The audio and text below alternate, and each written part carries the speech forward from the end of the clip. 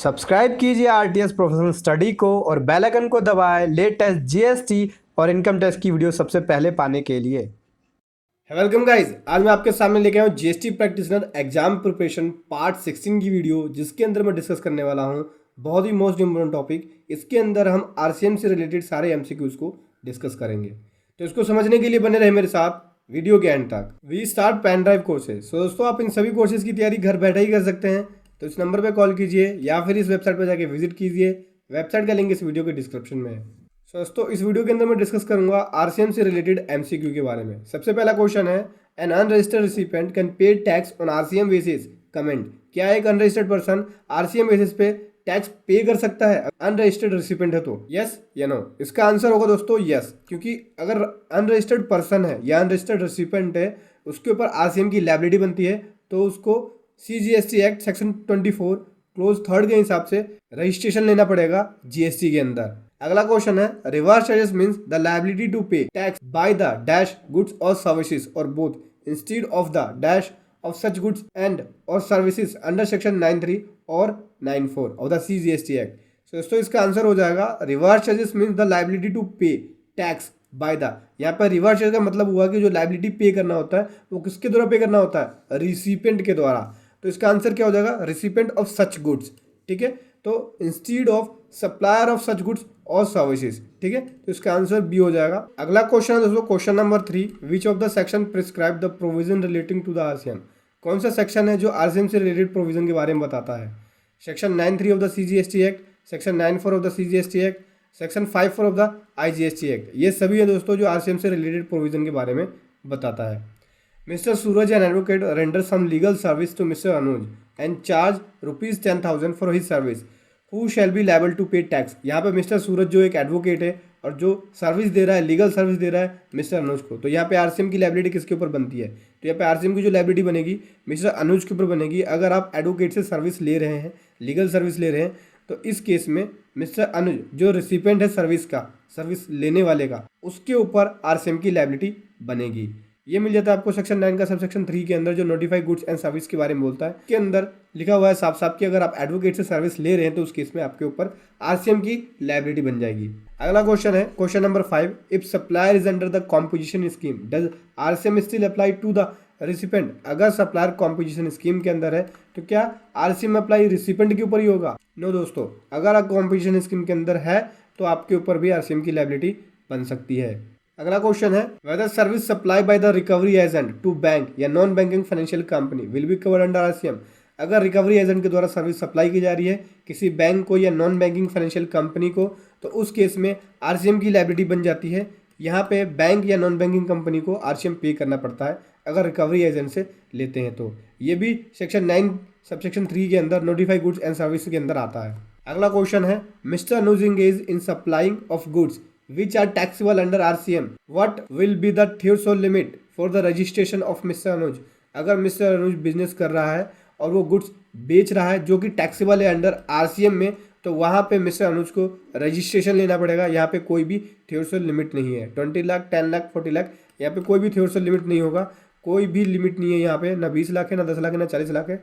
यहाँ पे section 24 close 3 section 24 close 3 of the CGST act ये बोलता है कि ऊपर आरसीएम की लायबिलिटी बनता है, तो आपको कंपलसरी रजिस्ट्रेशन लेना पड़ेगा। अगला क्वेश्चन है, question number 8, in RCM movement of good should be from. RCM के अंदर गुड्स की मूवमेंट होती है, वो कहाँ से कहाँ होती है? From unregistered supplier to registered recipient, from an unregistered supplier to registered recipient, from an unregistered supplier to an unregistered recipient. दोस्तों, यहाँ पे मैं बात करूँ तो एक रजिस्टर्ड सप्लायर से एक रजिस्टर्ड रिसिपेंट के बीच हो सकता है आरसीएम की, एक अनरजिस्टर्ड सप्लायर से एक रजिस्टर्ड रिसिपेंट के बीच हो सकता है, और एक अनरजिस्टर्ड सप्लायर से एक अनरजिस्टर्ड रिसिपेंट के बीच नहीं हो सकता। इसका मतलब इसका आंसर हो जाएगा ए और बी। अनरजिस्टर्ड से अनरजिस्टर्ड के बीच नहीं होगा, registered to register, unregistered to registered होगा। अगला क्वेश्चन है, mister Suraj an agriculturist supply raw cotton material to mister Anuj who is also an unregistered dealer ₹12 lakh. Who will be liable to pay tax under this transaction. तो दोस्तों, यहाँ पे क्या है, mister सूरज जो है वो एग्रीकल्चरिस्ट है। ठीक है, रॉ कॉटन मटेरियल का मतलब रॉ कॉटन खेती बाड़ी कर रहा है, रॉ कॉटन देता है किसको? अनुज को देता है। यहाँ पे अनुज जो है एक अनरजिस्टर्ड डीलर है ₹12 लाख का। इस केस के अंदर टैक्स की लायबिलिटी किसके ऊपर बनेगा? Mister Suraj, Anuj, both A and B, none of the above. देखो मिस्टर सूरज तो एग्रीकल्चरिस्ट है, इसके ऊपर नहीं बनेगा। बात रही अनुज की, तो यहाँ पे अनुज एक अनरजिस्टर्ड पर्सन है और सेक्शन 9 का सबसेक्शन 3 के अंदर यही बताया गया है कि अगर रॉ कटर मटेरियल किसी रजिस्टर्ड पर्सन को बेच रहे हैं आप, तो उसके ऊपर आरसीएम की लायबिलिटी बनेगा। यहाँ पे मिस्टर अनुज जो है वो अनरजिस्टर्ड पर्सन है, तो इसके ऊपर आरसीएम की लायबिलिटी नहीं बनेगा। नॉन ऑफ देम का आंसर होगा। अगला क्वेश्चन है question number 10, which of the following shall not be liable to pay tax under RCM. इनमें से जो सर्विस नीचे दी गई है उसमें से कौन सी ऐसी सर्विस है जिसके ऊपर हमें आरसीएम बेसिस पे टैक्स पे नहीं करना पड़ता? Service supply by GTA, service supply by an advocate, service render by an insurance agent. ये तीनों ऐसी ट्रांजेक्शन है जिसके ऊपर हमें आरसीएम बेसिस पे टैक्स पे करना पड़ता है। तो इसका आंसर जो होगा नॉन ऑफ द अबव होगा। इसमें से सभी ट्रांजैक्शन पे आरसीएम बेसिस पे चेक करना पड़ता है। कोई सी भी ऐसी ट्रांजैक्शन नहीं है जिसके ऊपर हमें आरसीएम बेसिस पे टैक्स ना पे करना पड़े। Question number 11, mister Anuj a registered person purchase some bidi, wrappers, leaves, tendu from an agriculturist, then which of these shall be applicable. तो दोस्तों यहाँ पर मिस्टर अनुज जो है वो एक रजिस्टर्ड पर्सन है और वो परचेज कर रहा है बीड़ी, रैपर्स हो गए, तेंदूस हो गए, लीव्स हो गए, पत्ते जो होते हैं, ठीक है। एक एग्रीकल्चरिस्ट है जो खेती बाड़ी कर रहा है इन सब चीज़ों की, ठीक है, उनसे। तो इनमें से कौन सा एप्लीकेबल होगा इस ट्रांजेक्शन के अंदर? क्या एप्लीकेबल होगा? क्या इसमें आरसीएम एप्लीकेबल हो जाएगा? RCM shall be applicable, transaction will be taxable under normal charges, या transaction will be exempt, none of the above. तो इसका आंसर जो हो जाएगा दोस्तों ए हो जाएगा, क्योंकि यहाँ पे क्या है, मिस्टर अनुज जो है वो एक रजिस्टर्ड पर्सन है और वो एक एग्रीकल्चरिस्ट। मैंने बताया भी था कि अगर एक एग्रीकल्चरिस्ट से रजिस्टर्ड पर्सन कुछ भी माल खरीदता है, जैसे बीड़ी वेपर हो गया, तेंदूस हो गया, तो उस केस में आरसीएम अप्लाई हो जाता है। तो यहाँ पे आरसीएम अप्लाई हो जाएगा, मिस्टर अनुज को टैक्स पे करना पड़ेगा आरसीएम बेसिस पे। अगला क्वेश्चन है question number 12, XYZ is engaged in providing GTA service. It received a consignment of ₹5 lakh from Mr. Vijay of Delhi to deliver of such goods to Mr. Rakesh of Bhopal. Who shall be liable to pay tax under this supply? So दोस्तों यहाँ पे GTA जो है, GTA कौन है? XYZ है। इसने receive किया कंसाइनमेंट 5 लाख रुपए का, किससे? विजय से रिसीव किया है। दैट मीन्स विजय को इसने कंसाइनमेंट नोट दिया होगा और विजय ने XYZ को पेमेंट की होगी। तो यहाँ पे आरसीएम की जो लायबिलिटी बन जाती है वो मिस्टर विजय की बन जाती है, क्योंकि मिस्टर विजय यहाँ पे जो है वो कंसाइनमेंट को, उस कन्वेंस की पेमेंट कर रहा है और कंसाइनमेंट नोट जो है मिस्टर विजय को मिला है। यहाँ पे मिस्टर राकेश के पास जो भोपाल में है उसको गुड्स को डिलीवर किया गया है, लेकिन जो पेमेंट की गई है जीटीए को वो की गई है मिस्टर विजय के द्वारा और कंसाइनमेंट नोट भी मिस्टर विजय ने लिया है। तो इस केस में मिस्टर विजय यहाँ पे लायबल होगा टैक्स पे करने का। अगला क्वेश्चन है question number 13, what are the different supplies which are taxable under RCM. यहाँ पे हम दोस्तों बात करें कि अलग अलग आरसीएम की सप्लाई कौन कौन सी है, जैसे कि सेक्शन 9 का सबसेक्शन 3 हो गया, supply which are notified under section 9 subsection 3, supply made which notified under section 9 subsection 4 of the CGST act, both of above, none of the above. दोनों ही अलग अलग है दोस्तों, क्योंकि सेक्शन 9 सबसेक्शन 3 नोटिफाई गुड्स और सर्विसेज के बारे में बताता है और सेक्शन 9 का subsection 4 notify category of person और नोटिफाई गुड्स के बारे में बताता है। जैसे कि अभी सीमेंट की बात करें तो प्रमोटर जो है सीमेंट जो ट्रांजेक्शन के लिए यूज़ कर रहा है, अगर अनरजिस्टर्ड पर्सन से परचेज करता है तो उस केस में आरसीएम बेसिस पे सेक्शन 9 का सबसेक्शन 4 अप्लाई हो जाता है और आरसीएम बेसिस पे टैक्स पे करना पड़ता है अगर उसका परचेज 80% से कम होता है तो। ठीक है दोस्तों। अगला क्वेश्चन है question number 14, mister Anuj a recovery agent render recovery service to Bandhan bank, who shall be liable to pay tax. Mister Anuj क्या है? एक रिकवरी एजेंट है जो कि सर्विस दे रहा है बंधन बैंक को। तो यहाँ पे टैक्स की लायबिलिटी किसके ऊपर आएगा? मिस्टर अनुज के पास नहीं आएगा। यहाँ पे जो टैक्स की लायबिलिटी आएगा वो बंधन बैंक के ऊपर आएगा, क्योंकि यहाँ पे रिकवरी एजेंट कौन है? मिस्टर अनुज है। और रिकवरी एजेंट से अगर कोई बैंकिंग कंपनी या नॉन बैंकिंग कंपनी सर्विस ले रही है तो उसके ऊपर आरसीएम की लायबिलिटी बन जाती है। अगला क्वेश्चन है दोस्तों question number 15, payment of tax under RCM can be made through.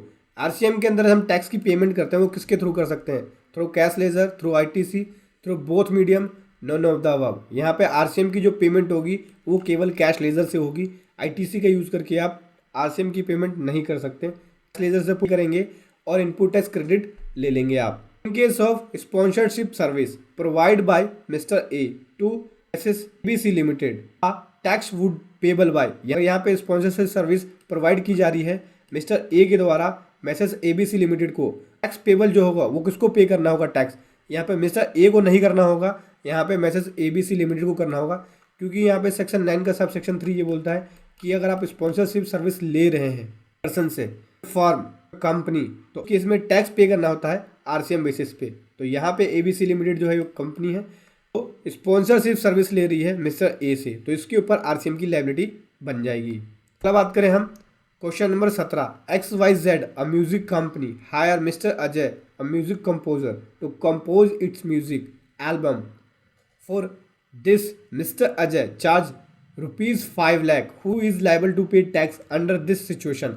यहाँ पे देखो XYZ क्या है, एक म्यूजिक कंपनी है जिसने मिस्टर अजय को हायर किया म्यूजिक को कंपोज करने के लिए, और उसके बदले में मिस्टर अजय ने चार्ज किया 5 लाख रुपए।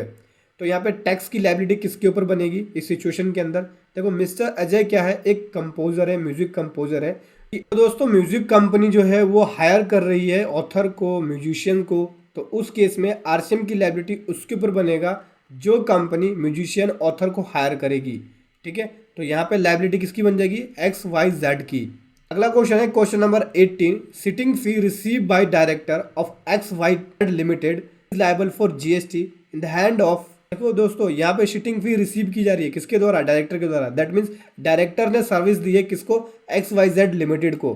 ठीक है, तो यहाँ पे जो लायबिलिटी बन जाएगी जीएसटी की, आरसीएम बेसिस पे टैक्स पे करना पड़ेगा XYZ लिमिटेड को, क्योंकि अगर आप डायरेक्टर से सर्विस ले रहे हैं तो उस केस में यहाँ पे आरसीएम बेसिस पे टैक्स पे करना पड़ेगा कंपनी को।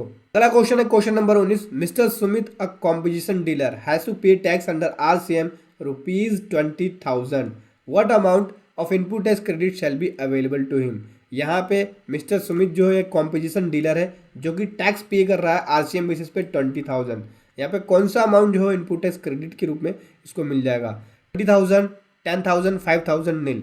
तो यहाँ पे दोस्तों मैं बात करूँ इनपुट टैक्स क्रेडिट इसको नहीं मिलेगा, इसका आंसर नील हो जाएगा, क्योंकि कॉम्पोजिशन डीलर के अंदर अगर आरसीएम की लायबिलिटी बनती है तो उस केस में आप टैक्स तो पे करेंगे, बट उस केस में आपको इनपुट टैक्स क्रेडिट नहीं मिलेगा, क्योंकि एक कंपोजिशन टैक्सेबल पर्सन को इनपुट टैक्स क्रेडिट नहीं मिलता।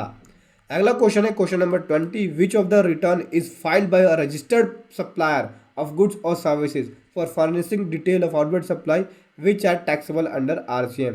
कौन सी रिटर्न फाइल की जाएगी एक रजिस्टर्ड सप्लायर के द्वारा गुड्स और सर्विसेज की डिटेल को फर्निश करने के लिए जो कि आरसीएम के अंदर टैक्सेबल है? तो कौन सी रिटर्न के अंदर वो दिखाएगा अपनी आउटवर्ड सप्लाई, वो यह सर्विस की डिटेल देता है जो आरसीएम के अंदर है। तो दोस्तों आउटवर्ड सप्लाई के लिए हमेशा हम अपनी GSTR1 भरते हैं, उसके अंदर वो डिक्लेयर करेगा कि उसकी जो वो गुड्स है या सर्विस है वो आरसीएम बेसिस पे है जो कि सामने वाला टैक्स पे कर रहा है। दोस्तों ये था आरसीएम के अंदर क्वेश्चन जो मैं आपके सामने लेके आया। Thank you so much. जय हिंद, वंदे मातरम।